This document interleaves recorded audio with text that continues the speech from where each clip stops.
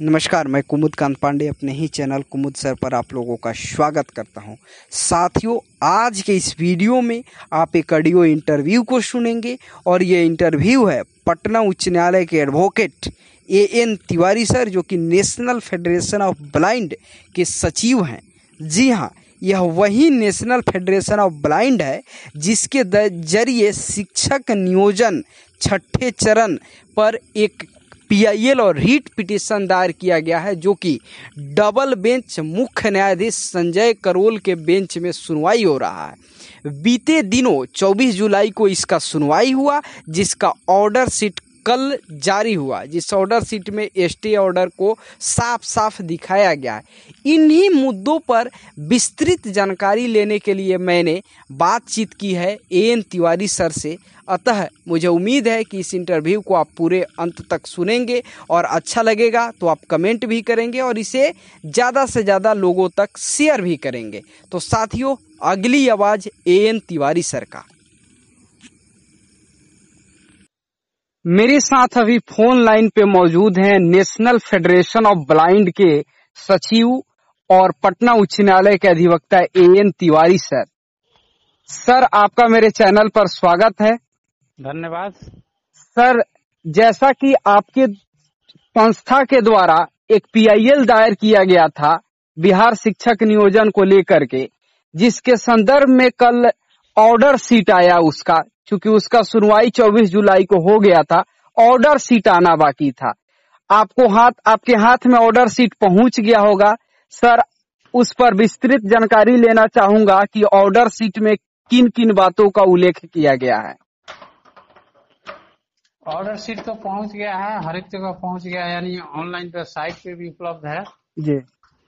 और उसमें देखिए 2 लाइन बहुत क्लियरली लिखा हुआ है जी। एक स्टैंडिंग वाला जो सेंटेंस लिखा हुआ है जी। उसमें आप जैसे अभी शुरू में बताया कि एक PIL किया गया था, तो उसमें एक नहीं, ऑर्डर शीट में 2 मुकदमा का जिक्र है, एक रिट का और एक PIL का। जी। जो ऊपर वाला है वो रिट पिटीशन है, जो कि आपके केवल शिक्षक नियोजन से संबंध रखता है जी, जो छठा चरण का चल रहा है जी। और दूसरा जो है PIL है, ऑल वैकेंसी को 1995 से लेकर जो आज तक चैलेंज किया गया है जी। अपने दिव्यांग वर्ग के आरक्षण के लिए जी। उसका है।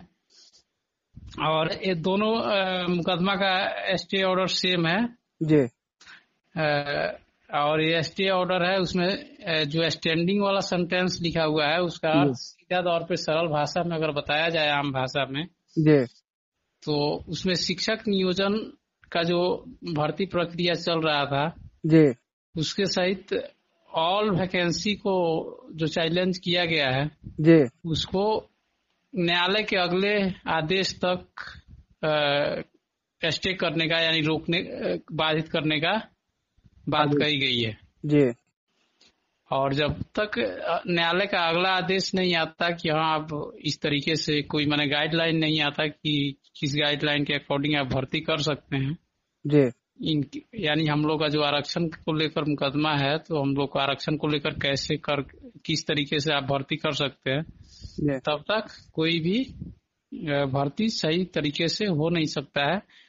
और इसके पहले भी आप जब एक पत्र शायद जारी हुआ था 29 जुलाई को शायद। जी सर, हम उस पे सर हम आ रहे हैं। जैसे कि सर आपका जो ऑर्डर शीट आया है उसमें शिक्षक नियोजन की प्रक्रिया को बाधित कर दिया गया। इसका मतलब सर यही ना हुआ कि अब बहाली प्रक्रिया में मेधा सूची का जो निर्माण होना है वो अब निर्माण नहीं हो पाएगा? नहीं, उसमें ना मेगा सूची का निर्माण हो सकता है, न किसी तरह की कोई एक्टिविटीज नहीं हो सकती।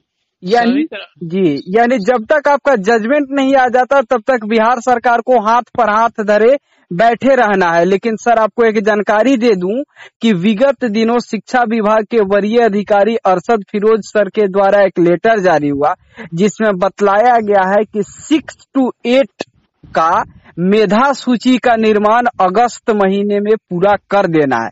तो सर, मैं आपसे जानना चाहता हूं कि जब आपका केस के माध्यम से ऑर्डर आ गया है तो फिर आपके ऑर्डर के अकॉर्डिंग न जाकर के ये ऑर्डर जारी कर देना कि मेधा सूची 6 to 8 में बनेगा, ये आपको कैसा लग रहा है? ये आदेश सरकार का कैसा आप प्रतीत कर रहे हैं?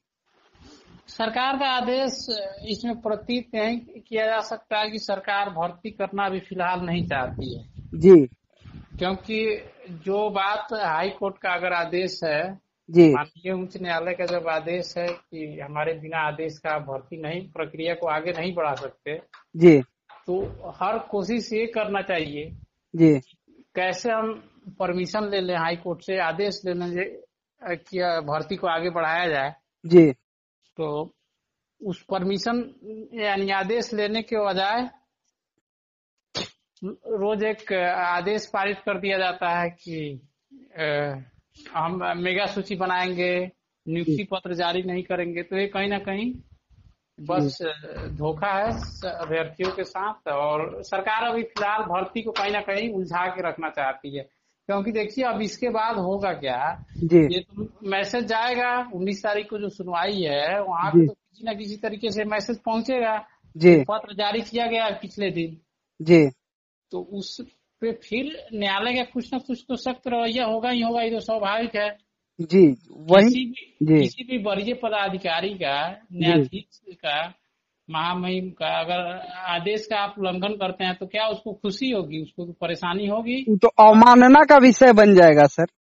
अवमानना का विषय तो है ही, बाकी वो भी जो न्यायाधीश महोदय होंगे उनको थोड़ा अफसोस भी तो होगा कि हमारे आदेश का कितना शानदार उल्लंघन हुआ है। जी जी जी जी, कहीं ना कहीं भर्ती और उलझ सकता है इसमें। बिल्कुल, यही हमारा कहना है जी। सर आपसे एक और प्रश्न का मैं उत्तर जानना चाहूंगा कि आपका जो PIL दायर किया गया है सर, ये डबल बेंच में सुनवाई हो रहा है, मुख्य न्यायाधीश संजय करोल सर के बेंच में हो रहा है। तो सर जब कोई भी फैसला डबल बेंच में जो मुद्दे चल रहे हैं, तो फिर बिहार सरकार किस हिसाब से बोल रही है कि हम 10 तारीख को काउंटर एफिडेविट दायर करेंगे और एक विशेष याचना दायर करके बहाली पर से स्टे का पर्दा हटा देंगे? सर ये मेरे समझ से बिल्कुल परे है कि जब डबल बेंच से बहाली पर तब तक के लिए रोक लगाया गया है जब तक कि आपके द्वारा दायर किए गए PIL में जजमेंट नहीं आ जाता, तो फिर 10 तारीख को ये किस हिसाब से याचना करने जाएंगे कि बहाली को खोल दिया जाए, स्टे को हटा दिया जाए? सर ऐसा संभव है क्या कि 10 तारीख को याचना दायर करने से स्टे हट जाएगा? कानूनी रूप से तो संभव नहीं है जी। अगर कहीं मान लीजिए कोई इस तरह का नया प्रावधान सरकार लेके आ जाए, पॉलिसी लेके आ जाए, क्योंकि सरकार की शिक्षक नियोजन का जो भर्ती प्रक्रिया चल रहा है जी, बेहद ही ड्रामापूर्ण तरीके से चल रहा है जी। कब इनके अधिकारी जो शिक्षा विभाग के अधिकारी गण है जी, लगता है कि लीडरशिप के जैसा, एक लीडर के जैसा स्टेटमेंट जारी कर देते हैं, कब किस तरह का बयान जारी कर देते हैं कुछ पता नहीं चलता है जी। जहां उनको स्टेटमेंट देना है, जहां पत्र जारी करना है, वहां पे उनका पत्राचार कार्य नहीं करता जी।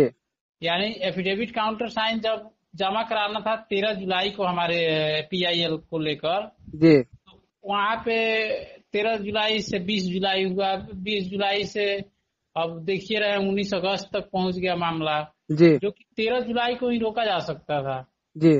बाकी वहां पे उनका पत्राचार या एफिडेविट काउंटर जो भी कहा जाए वो नहीं जमा हुआ जी। इसके बाद इसी नियोजन में जब रोस्टर जारी हो रहा था जिलावार, तब देखे होंगे कि लगातार के अधिकारीगण जो आपके हैं, अरशद फिरोज जी हो या आपके रंजीत सर हो, ये सभी लोग लगातार पत्र जिला अधिकारी, शिक्षा पदाधिकारी को भेजते रहे, बाकी रोस्टर क्लियर नहीं हो पाया जी।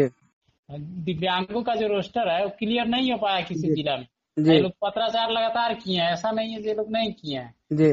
तो वही है इन लोगों का पत्राचार कब होता है, क्या स्टेटमेंट कब आता है। शिक्षक नियोजन बहुत ड्रामापूर्ण तरीके से चल रहा है जी। और इसमें कुछ ऐसा कानूनी प्रावधान नहीं है कि डबल बेंच को जी और जिसमें कि सख्त आदेश हो, जब तक मेरा आदेश नहीं होता है तब तक कोई कार्रवाई नहीं किया जा सकता जी, कोई एक्टिविटीज नहीं किया जा सकता। तो उसमें कोई विशेष प्रार्थना पत्र देने से भर्ती खुल जाए जी, तो अगर ऐसा है तो अच्छी बात है, जी क्योंकि पहले तो वो उल्लंघन कर चुके हैं आदेश का। जी अब इसके पहले 24 को सुनवाई हुआ, 29 को पत्र जारी हो गया, जी जब मेरिट लिस्ट बना रहे हैं, तो उल्लंघन तो ऑलरेडी हो चुका है। जी तो शायद हमको नहीं लगता है कि इस तरह का कोई कानूनी रूप से उनको सहूलियत मिलने वाला है। जी सर, आपसे एक और मैं सवाल का जवाब लेना चाहूंगा कि जैसे कि सर अभी आप बतला रहे थे कि जहां पत्राचार करना होता है वहां ये लोग नहीं करते हैं, और जब नहीं करना है तो वहां ये लोग पत्राचार कर दिए।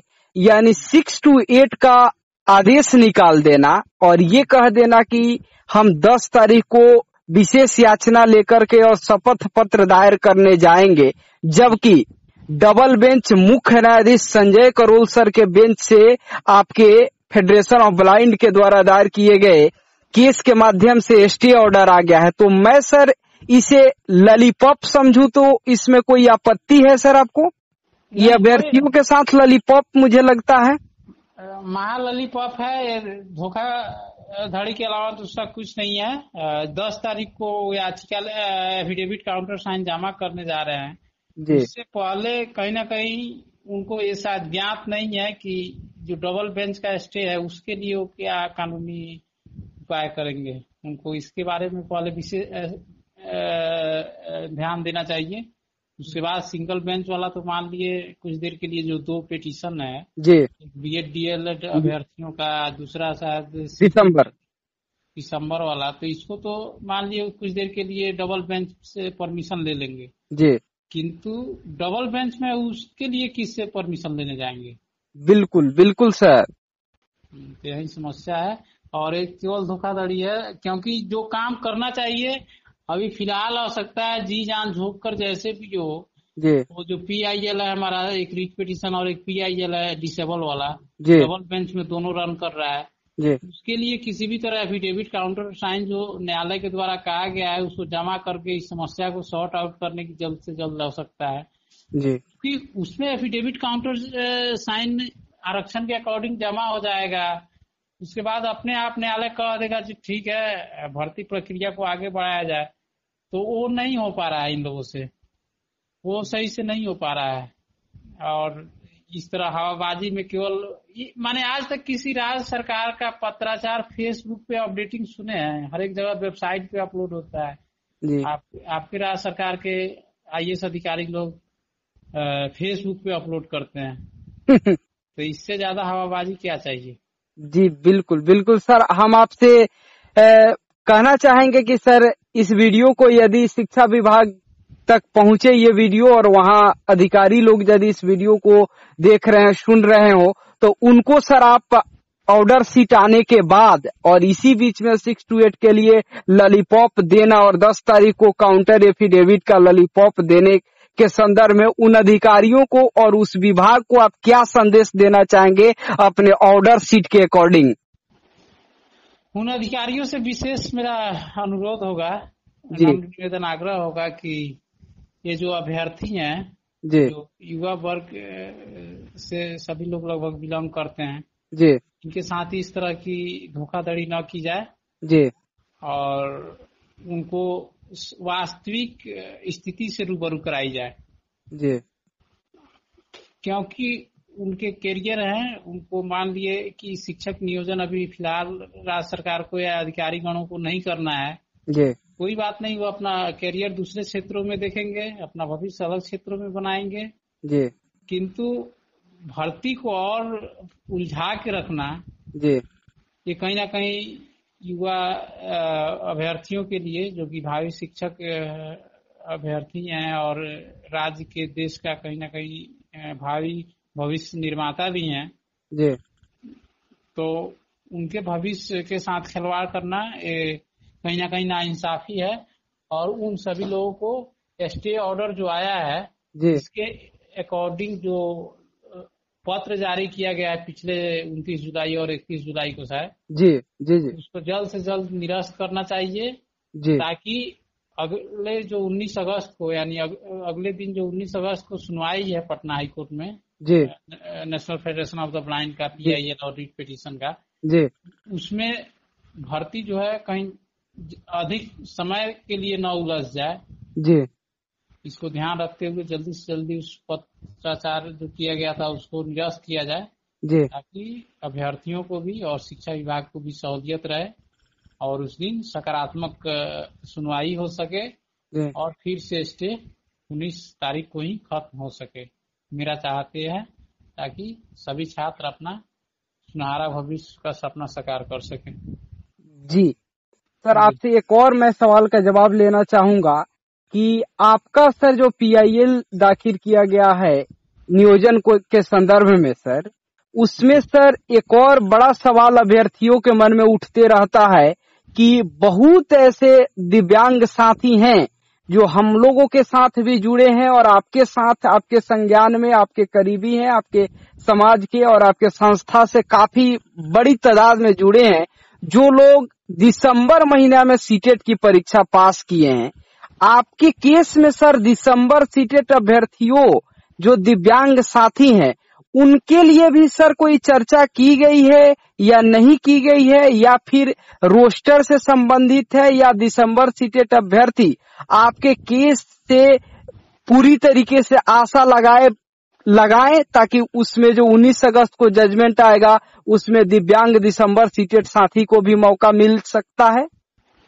देखिए, हमारा जो PIL है और रीट पिटीशन अलग अलग है दोनों, तो जी उसमें दोनों में बहुत विस्तृत है और आपको बताते चले कि मेन रूप से हमारे आरक्षण को लेकर ही है, जी यानी रोस्टर पॉइंट को ही लेकर है। बाकी जी उसमें दिसंबर CTET जी को ये भी प्रेयर किया गया है जी कि अगर दिव्यांग अभ्यर्थियों की दिव्यांगता में भी जो दृष्टिबाधित अभ्यर्थी हैं जी वो जो योग्यता को प्राप्त है यानी पात्रता को पूरा करते हैं, वैसे अभ्यर्थियों की संख्या बहुत कम है जी तो अगर जो पद बैकलॉग जा रहा है उससे बेटर है जी कि उनको दिसंबर वालों को भी मौका दे दिया जाए। इसका प्रेयर उसमें किया गया है जी किंतु ये सारी विषय इसमें जो हमारा आरक्षण का बात है या रोस्टर का बात है, ये तो हमारा मौलिक अधिकार है, जी ये जी तो मिलना लगभग 100% तय है।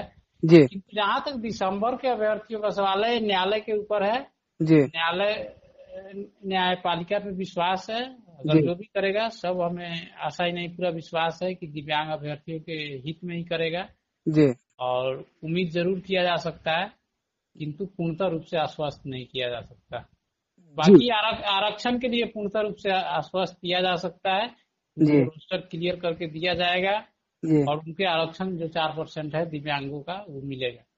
जी, मेरा उम्मीद भी रहेगा कि आपने जो अपने केस के जरिए दिव्यांग दिसंबर सीटेट अभ्यर्थियों के लिए जो प्रार्थना किया है वो प्रार्थना पूरी तरीके से सुनी जाए और उस पर अमल लाते हुए आदेश भी प्रार्थना को स्वीकार करके आदेश पारित किया जाए, ये मेरा भी आशा और पूर्ण उम्मीद भी रहेगा। सर, आपने मेरे चैनल पे इतना कीमती समय दिया और जो ऑर्डर सीट आया उस ऑर्डर सीट पर विस्तृत डिटेल्स चर्चा किए और आपने अपने चर्चा के दरमियान ये बतलाया भी कि 6 to 8 का ऑर्डर सीट निकाल देना मेधा सूची का और 10 तारीख को काउंटर एफिडेविट दायर कर देना, वो भी तब जब नेशनल फेडरेशन ऑफ ब्लाइंड के जरिए दायर किए गए PIL जो कि डबल बेंच में है, मुख्य न्यायाधीश सुनवाई कर रहे हैं, उस गंभीर जिन्होंने पिछले सुनवाई में बताया था कि यह केस काफी गंभीर है, इसमें महाधिवक्ता को शामिल होना है, उस परिस्थिति में ये दोनों लेटर जारी कर देना अभ्यर्थियों के साथ छलावा है और ये लॉलीपॉप है। और आपने ये भी बिहार सरकार के अधिकारियों से प्रार्थना किया है कि 6 to 8 का जो आदेश जारी हुआ है उस आदेश को निरस्त किया जाए, वरना 19 अगस्त को पूर्णतः इस पे अवमानना का मामला बनेगा और बहाली उलझेगा। मैं उम्मीद करता हूं कि बिहार सरकार उस लेटर को निरस्त करेगी और बहाली प्रक्रिया को पूर्ण रूप से शुरू करने के लिए 19 अगस्त को सुनवाई में पूरी मदद करेगी। बहुत बहुत धन्यवाद सर, आप इतना विस्तृत जानकारी दिए मेरे चैनल पे और समय देने के लिए सर। धन्यवाद।